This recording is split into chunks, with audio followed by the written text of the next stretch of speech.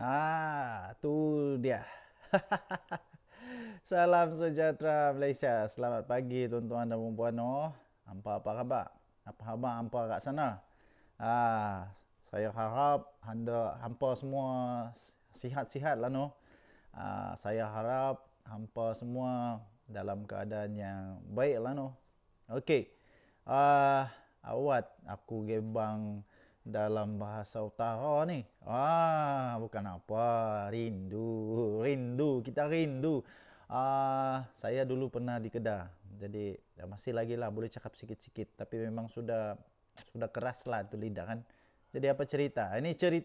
Ini cerita orang-orang untuk utara. Sanusi bakal akan disaman 1 bilion ringgit Malaysia, sah, garanti.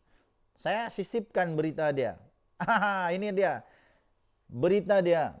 Sanusi disaman 1 bilion ringgit Malaysia. Kalau Sanusi kalah, mana dia mau cari 1 bilionnya? Mana Sanusi mau cari 1 bilion? Ada sesiapa yang boleh bagi tahu?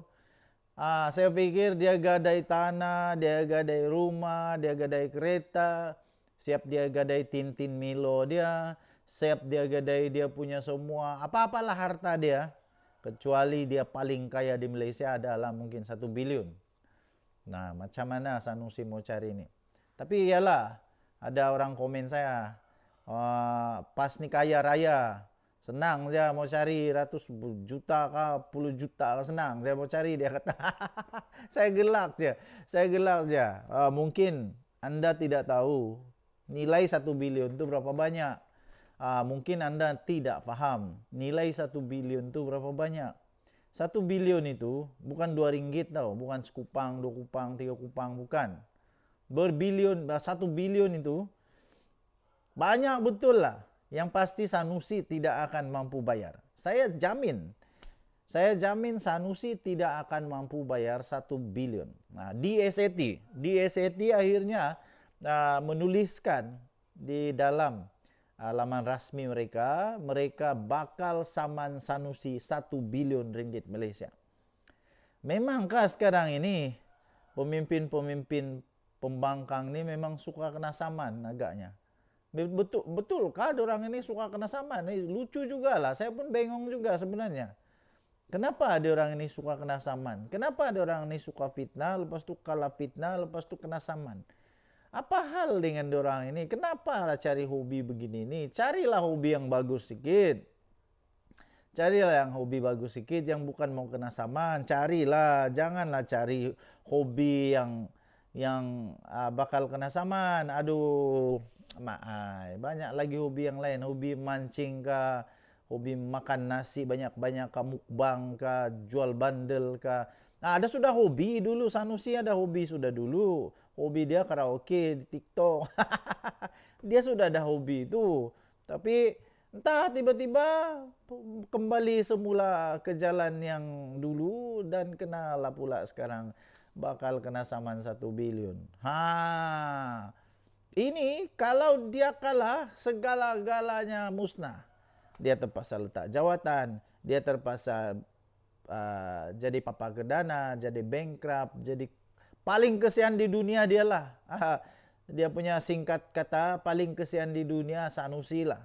Macam mana dia mau cari 1 bilion, saya pun pening kepala. Dan saya rasa kalau dia betul-betul kalah 1 bilion, hadiah wang dan semua pemimpin-pemimpin bersatu, bos-bos bersatu, tidak ada pilihan lain kecuali untuk pecat sejalah Sanusi. Macam mana anda mau pecat pula? Macam mana dia mau pening kepala saya. Okey. So itulah beritanya, Sanusi kena saman 1 bilion. 1 bilion ya, 1 bilion.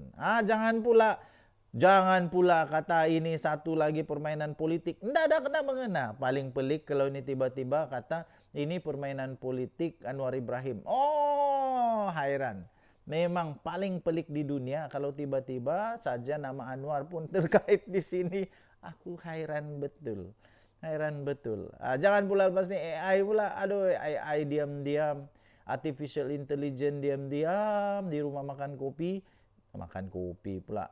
Lepas tu hampa kata AI yang salah pula. Oh, di SAT kalau mereka menang 1 bilion saman, otomatik jadi bilion. Tahniah diucapkan. Okey, jadi itu saja. Denyut Nadi Suara Rakyat bergema di channel ini. Jangan lupa tekan butang subscribe, like dan share. Bye-bye. Salam sejahtera Malaysia. Denyut Nadi Suara Rakyat bergema di channel ini. Shafie Apdal daripada Warisan akhirnya muncul memberikan penjelasan apa di fikiran beliau. Tapi sebelum itu, tuan-tuan dan puan yang dihormati sekalian, bagi anda yang pertama kali berada dalam channel ini, sila tekan butang subscribe, like dan share, tekan butang notifikasi untuk mendapatkan berita terbaru setiap hari, ulasan-ulasan yang lucu dan macam-macam lagi lah daripada channel ini. Okey, bagi anda yang sudah lama dalam channel ini, saya ucap terima kasih. Okey, akhirnya ada satu benda yang saya setuju dengan Shafie Apdal. Ada satu benda yang saya setuju dengan Shafie Apdal, yaitu jangan bekerja sama dengan parti yang pernah curi. Yang pernah curi, yang memang sudah ada sejarah mencuri adun. Akhirnya Shafie Apdal kata dia tidak akan bekerja sama dengan mana-mana parti yang pernah mencuri. Yang pernah mencuri adun. Kita tahu dulu-dulunya memang famous sangat nih adun-adun katak nih. Memang famous sangat adun-adun yang yalah katak-katak puru kah, katak hujan kah, banyaklah katak. Sekarang ini memang sudah agaknya sudah mulai pupus lah katak-katak ini. Sebab sudah ada anti lompat parti punya akta. Okey, jadi harap-harap katak-katak ini pun sudah berhentilah. Okey.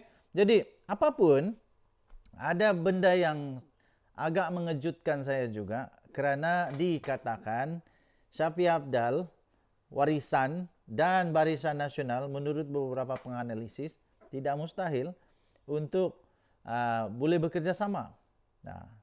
Tapi persoalannya akar umbi, persoalannya orang-orang yang bakal akan sokong Warisan kah, Barisan Nasional kah, diorang suka kah kalau Barisan Nasional dan Warisan bergabung?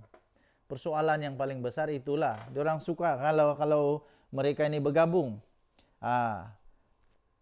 Adakah pengundi-pengundi dapat menerima gabungan di antara Warisan dan juga Barisan Nasional? Tidak masalah bagi saya.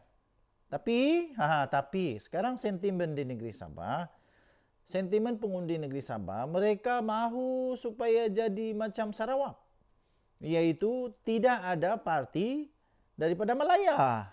Jadi Barisan Nasional ni mau tidak mau ada juga bau-bau hanyirnya daripada Malaya, daripada lahirnya daripada Malaya. Walaupun sekarang sudah ada dikatakan ada otonomi sendiri, sudah otonomi sendiri untuk parti UMNO di Sabah, tapi tetap juga mau tidak mau pengerusi presiden dia daripada Semenanjung juga, Zahid Hamidi.